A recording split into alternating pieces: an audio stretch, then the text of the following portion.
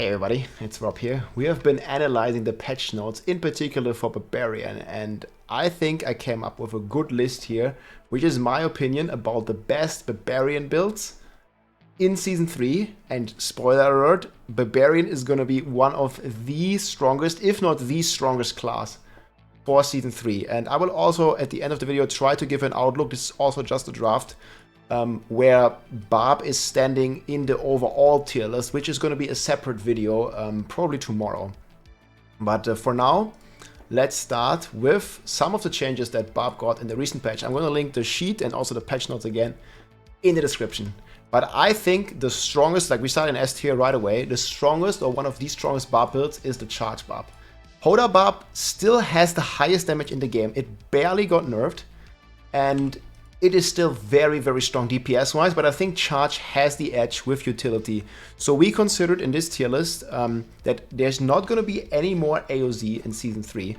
We're going to be mostly speed farming the Vault, we're going to be mostly speed farming, you know, open world content and Nightmare Dungeon, and they only go up to 100. And even in the Gauntlet, I think monsters are only like Nightmare Dungeon 70 difficulty. So there's not going to be like any hard endgame like Avatar of Zero. We're going to like cruise through it, and that's why I think Charge BARB also has a bit of the edge, because you have so good utility with the cooldown reduction that they gave it here. So you're basically getting cooldown from just like charging around. You don't have to charge into a wall anymore, which is insane for BARB. And you can just charge, and you have additional cooldown reduction versus the boss.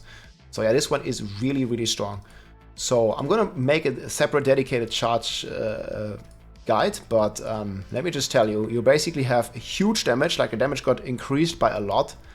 This might also be a very strong leveling build for BARB, because you just equip the charge whenever you can, and for leveling in Season 3, when you get it, it's gonna instantly deal like, I think it was 300 something % weapon damage, which is way more than Hoda can ever do. You see it here, it goes from 25% weapon damage to 250% weapon damage. Keep in mind, guys, Hammer of the Ancient is only 50% base.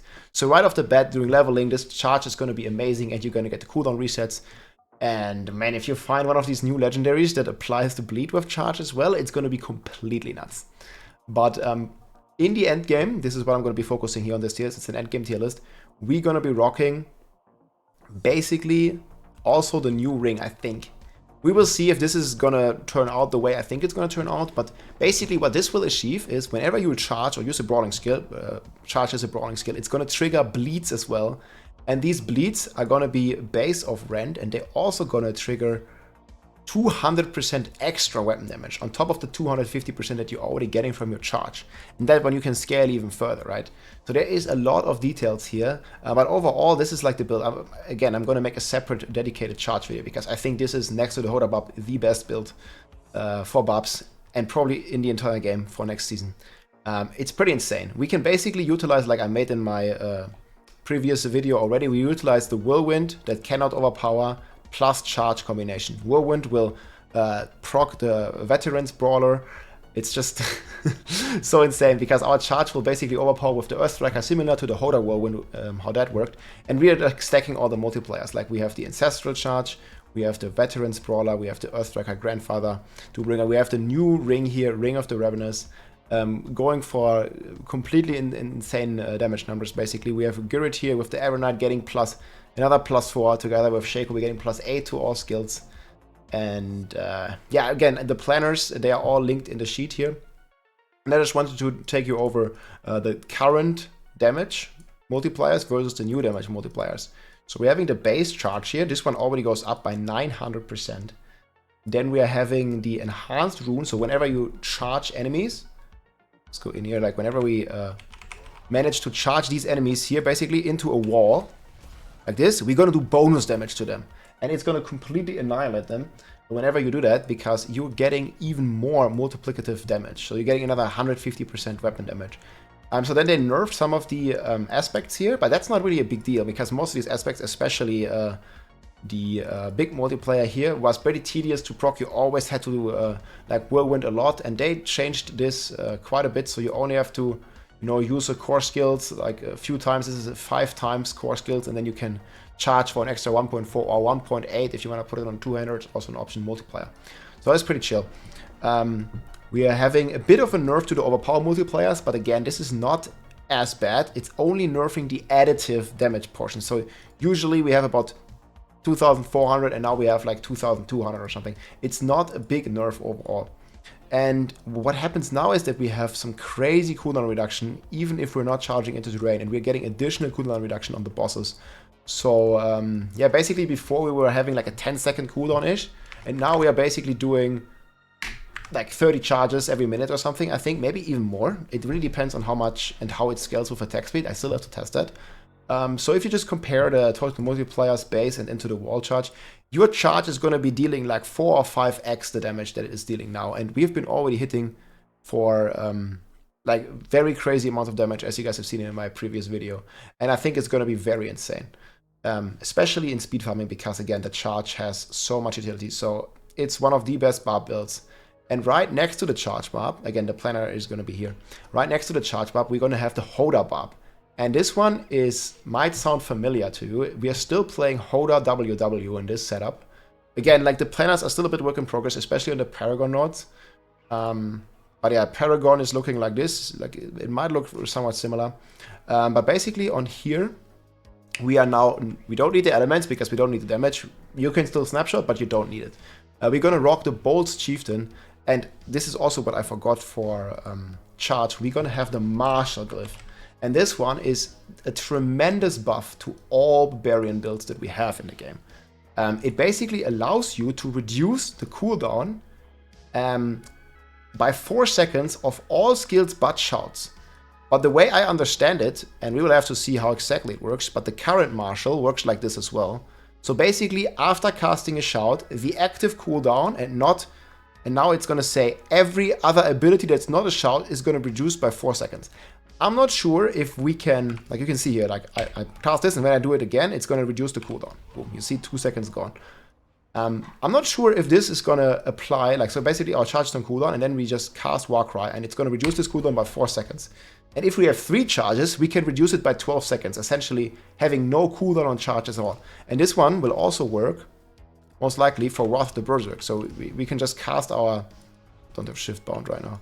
We can just cast our Wrath of the Berserk, and then we can shout, and reduce our Wrath of the Berserk cooldown. Obviously, right now it doesn't work because the patch isn't live, but assuming it works like this, it's going to be completely insane. Like for all BARB builds, it's a massive buff, basically to the entire class. We'll have to see if it works like this. But that's basically one of the reasons why we have Bolt Chieftain in pretty much all the builds now, also in the charge build, to reduce the cooldown of charge. And here we can reduce the cooldown of Wrath of the Berserk as well for the Hoda build. So it's going to be completely insane. There is also a second option, the new Starless Sky. So look what the new Starless Sky is doing. It's also giving you a 1.4x multiplier. We still have to test some stuff with this, but this might also be a very, very good alternative here to the Bolt's Chieftain. So this is another option on Hoda now, I think. Obviously, you're going to lose some healing and stuff because you're not spending as much Fury with your Banished Lords. But I think it's still going to be really good to have a 1.4x multiplier here. So we'll see how all that's going to turn out. But for now, I think my choice is Bolt's Chieftain, just for some crazy Wrath uptime. We will see how that's going to turn out. And we might even drop Challenging Shot completely and get Charge into this build as well. Because what Charge will do, it will proc our Tybot's Will all the time. So this is also a crazy combination because it basically, you can see here, it makes you unstoppable for like a few seconds. So it's going to trigger Tybot's Will's resources and it's going to trigger its damage bonus, which is also going to be really, really strong. So yeah, it's looking really strong. And Hoda BARB, I did some math here, also, let's zoom out a bit, is only nerfed by about damage divided by 2. So look at here, like I wrote down all the old multipliers or the current multipliers and all the new multipliers. And basically the only changes is that they're going to fix the bugged rune, right? You can see here from the left to the right, they're going to fix the bugged rune. Everything else stays the same. The additive overpower goes down a little bit. And there is a nerf to brute force. So this is going to apply to all the BARB builds. It's going down from 45 to 20 to 24. So yeah, this is the 1.45 to 1.24 multiplier. But still, the total multiplier only is about a 50% difference, a bit more. So you are still doing 50% of the damage. And you guys can see here, like, you guys remember, obviously TOB will go as well, but I calculated all this in. So we're hitting for 32 million. And if we like get rid of all these multipliers, our current Hoda hit is still gonna hit for like about 1 billion damage if we have perfect gear and snapshot. So probably you're gonna like get another 1.6 divided if you don't have the elements aspect. But you guys see, we are still hitting for several 100 million or even up to 500 million, 1 billion, depending on the setup. And Duriel, for example, or Lilith, they're only gonna have, I think Lilith has like 30 million, if even. So they have almost no HP, so you're gonna still, even after the Hoda nerfs, you're still gonna one-shot the boss because they only have 50 or in group 200 million, as you guys may remember. So if you're hitting for anywhere close to 500 million or 1 billion, you're gonna one-shot Duriel 5 times over, even in a 4-man group. And you're gonna one-shot all the new bosses as well. Unless there is some surprises in the patch notes here, or in the final patch that we didn't see, but Hoda is still extremely strong. And in the Paragon, we also, like, obviously we don't need TOB, so we got a lot of Paragon points. We can fully populate our Dominate. Obviously we have Martial in now at all times, because Martial is now crazy. And basically after casting a shout skill, the active cooldown of every non-shout skill reduced by 4. This is completely insane. And I think we're also getting in... This is in the Upheaval BARB later. Okay, this is in the Upheaval BARB. In the Upheaval BARB, we're also getting in the Bone Breaker again for even more overpowers. So yeah, maybe we're going to go to the third build here. Hoda's still insane. So the third build, that is also ST, I believe, is Upheaval. Upheaval got a lot of buffs, a lot of love. So we have the new Sundered Ground aspect. And what this one is doing, I also have it in the planner actually. Let's just go to the planner. Again, the S tier planners are all done. So what this one is doing, every 25 seconds, Upheaval is guaranteed to overpower and deals additional 20% X. And this timer is reduced every time we hit an enemy, a boss or an elite with an overpower Upheaval. And as you guys know, we have like many sources of overpower. So we can probably reduce this cooldown like all the way down to 0 if we are just fighting many elites. I don't know if it's going to proc per elite. We don't exactly know what it's going to do, but I think in general, if you're doing multiple overpowers to a boss, it's going to keep reducing the cooldown. I think it can proc more than once. And then combining this with Furor, we have guaranteed overpower and we have guaranteed crit. And we have more damage and more damage. So, and then with Banished Lord, damage just goes crazy, basically. It's going to be so insane. And then obviously we're rocking the Hellhammer, Earthstriker. We got rid of Doombringer, so we got our Limitless Rage down here. And yeah, that's basically going to be the build. Upheaval. We are still using the normal key passives, but there's also been a lot of buffs to several key passives, like Gushing Wounds. But Gushing Wounds still has a problem where it's not a proper multiplier yet. We will see how it's going to turn out in the charge build with the bleed portion, with the Ravenous Ring. This is still a bit yikey for me. I don't think the bleed is going to be a big part of our damage. It's going to mainly be overpower, crit scaling, way stronger, because Gushing Wounds is not a proper multiplier. And I hope there's a hidden patch note that they fix this, because then bleed has a chance. But yeah, poor Rend Barb I have down here in A tier, but the bleed portion of charge might be very insane, but pure Rend, not worth it. You always want to combine it with charge. And for me, that's mainly charge bar, because the main damage is coming from charge. But yeah, so I think this Upheaval is going to be insane. I also have the Construct Stones here. Obviously, we don't know exactly how they work. But my idea on the Construct Stones is always we have one, which is Garrett. We already know it's only 2 seconds, every 2 seconds cooldown, so it's going to spam this skill. And it's going to proc our Evernight, which 2 seconds cooldown, and then we have 2 seconds uptime. So we're always going to have +8 ranks to all skills. And if it's not, we can decrease the cooldown with tactical support. So yeah, we're also getting resources here, which we can never have enough of. And again, you might also be able to use the Ring of the Starless Sky here on this Upheaval one. Right now, I think Bolt Shifted is just better with the way this Martial Glyph is working. But we'll have to see the final working here of the Martial Glyph. But like, if it's working like described here, it's completely insane. Because if you have a low shout cooldown, you can reduce every other cooldown that you have on your bar, including Wrath of the Berserk. And keep in mind, guys, Wrath of the Berserk gives you double multiplier here with Supreme if you're spending lots of resources. And I mean, we are using Upheaval, and we are using Upheaval with Unbridled Rage. So our Upheaval costs like 70 Fury every time. And then our Whirlwind also costs 50 Fury every second. So and we're going to be spending, actually it costs 80, 40 is base, so it costs 80. Like we're going to be spending insane amounts of Fury, and we're going to generate it back with Target's Will. And also here, we might have the option to get Charge in. Just for the Unstoppable, just for the resources, we will see. But for now, I don't have it in there. So these are the 3 best Barbarian builds. And then I'm going to quickly, like I don't have planners for these yet, I will try my best to make them. I know there's not much time between now and the season start, but I'll try my very best. So we have Deathblow. This is also going to benefit tremendously from the martial cooldown reduction, because a big problem of this build was always its cooldown. So Deathblow is also pretty strong, like in general, guys. BARB stonks this season, just like the way they showed in the dev stream. The BARB stonks are going up, man. I think they had a pretty funny picture here. This one. Oh yeah, this guy, man, 100%, dude. BARB stonks are nuts. Double swing, there's basically no changes to double swing, so I would recommend playing any of these 3 builds. Double swing is probably still a very nice build, so still A tier, still very strong, but not really many changes. And then yeah, Rend we already talked about. It's mainly a part of charge, so if you want to play a bleed version, I recommend you playing charge main and then just using the Ring of Revenants to then scale your bleed up. If Gushing Wounds is good, we will see. That has to be tested. Again, my opinion, best guess. We don't know exactly how Gushing Wounds is going to work, if they even changed it. B tier here, we have Frenzy, and all generator builds in general. I also have this in the tier list here later. I'm going to make a separate video about that later, or tomorrow. There is going to be a lot of buffs here to, like, all the generator builds. Like Arclash is going to get a good buff.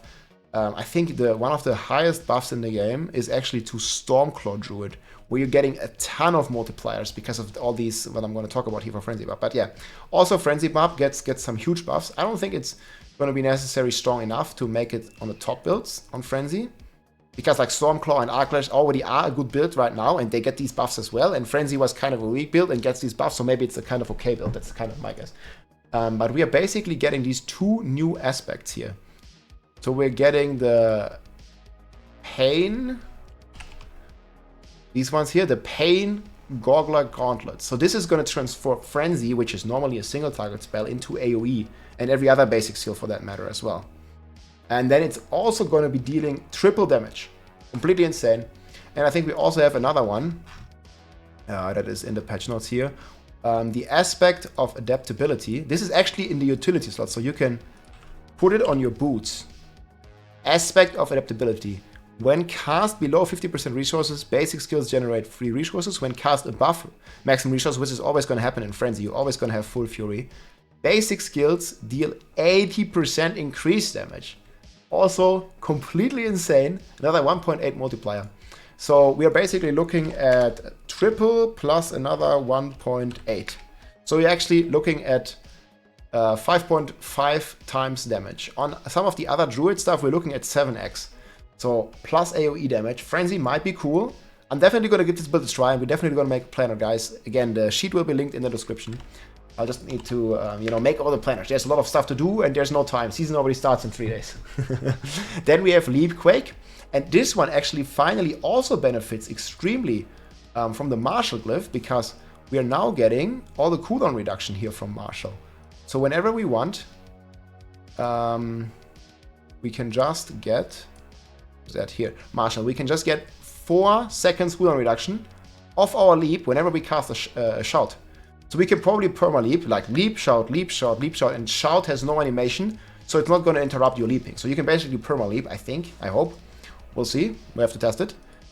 And there is also a multiplier in the patch notes, I think, where they just adjust. Leap base damage just 1.3x. So pretty cool. Leap Quake also got a buff. Whirlwind, this is the only sad story for BARB, I feel, like the real sad story. Obviously we have Horror Nerfs, but I mean, this is more like a bug fix. But Whirlwind, I don't really understand what they want to do. Like, I don't really understand what this is supposed to achieve. Offensive aspect of Limitless Rage. Damage bonus now has a 5-second duration. So, I don't know, let me guys know in the comments what they wanted with this. Maybe this is going to fix the snapshot that we have on Whirlwind.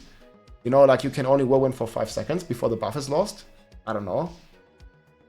Let me know in the comments what you think. But Whirlwind is so sad because it's already one of the weakest builds. And it got nerfed again with this eventually. I mean, it's not strong anyways, so it might even be C or F tier, I don't know. Like, I definitely do not recommend playing Whirlwind. I really hope for future seasons that we're going to have a viable spin to win build. But this season 3 is not the season for Whirlwind. It's the season of Charge, of Hoda, of Upheaval, of all those kind of builds.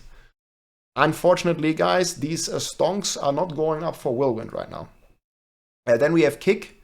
So Kick actually got a bit of a nerf with some stuff because they actually changed the charge aspect. So you guys remember they moved some multipliers from Veterans Border to charge base. So yeah, Kick, Leap, they also got a bit of a nerf from this.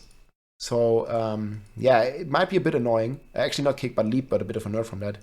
So we'll have to see. But Kick still benefits a lot from the martial extra cooldown reduction. And we also have, which I thought is pretty cool, changes to the Uber Uniques.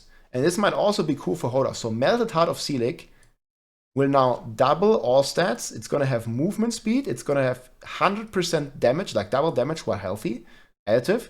And it's also going to give you 60 maximum resource, which is good for Kick. Because again, Kick consumes all your fury whenever you cast it, right? It's a rune like that. So it's going to increase the damage of Kick, which gives it a bit of buff, but I don't think it's enough. And you're also going to get some cooldown reduction. But yeah, I don't really think it's going to be a top build. But Marshall helps it. That thing helps it. We'll see. But yeah, this maximum resource might actually make it viable on WW Hoda Barb as well. Because again, Hoda is scaling with Fury, right? So Banished Lord is still best, but this thing, combined with Furious Hammer of the Ancients, is still going to be a very strong defensive combination. And you guys might have missed it, but 75% of incoming damage is drained. Okay, so you're still taking 25% to your life. If you guys know Energy Shield Sorcs in Diablo 2, I think with Telekinesis synergy they can go up to 95%. So this 75%, you're still getting like damage divided by 4, basically. Like most of the damage still goes to your resource. And they increase the potency. So you can see now it's 2 resources, and right now the old or the current Melted Heart drains 3 resources per 1% life. So they actually increased the efficiency, or they buffed that part by 50%. So instead of 3, it's only going to drain you 2 fury. So this further fuels into like the Immortal Barb. If you can get some healing, we might still have a good way here of being completely immortal to damage.